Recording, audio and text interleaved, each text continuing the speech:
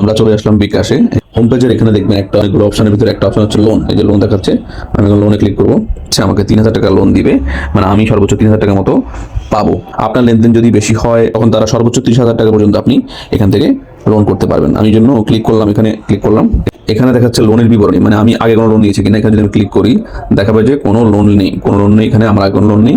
ব্যাকে আসলাম, এই যেখানে 3,000 টাকা দেখাচ্ছে এখানে আমি ক্লিক করবো লোন নিন। যে 3 মাসের একটা সময় দেখাচ্ছে, এখানে আমি আবার ক্লিক করলাম। পরে এদের ডিটেলস অনেক কিছু এখানে দেখাচ্ছে। এখন এখানে খেয়াল করুন, এখানে দেওয়া আছে যে লোন নিচ্ছেন মানে 3,000 টাকা, ব্যাংকের প্রসেসিং ফি 17 টাকা 25 পয়সা, প্রাপ্ত অ্যামাউন্ট 2982 টাকা 75 পয়সা, মোট পরিশোধযোগ্য অ্যামাউন্ট 3,044 টাকা 10 পয়সা। মানে আপনি 44 টাকা 10 পয়সা হচ্ছে ইন্টারেস্ট দিবেন 3 মাসে। হ্যাঁ, প্রতি মাসে 13 তারিখে আপনাকে দিতে হবে। মার্চের 13 তারিখে হচ্ছে আপনাকে 1014 টাকা 70 পয়সা 3 ভাগে। মার্চ এপ্রিল মে 3 ভাগে আপনি 1014 টাকা করে দিবেন। এখানে দেখিয়ে দিচ্ছে যে ইন্টারেস্ট প্রথম মাসে 21 টাকা, পরে মাসে 60 টাকা 55 পয়সা।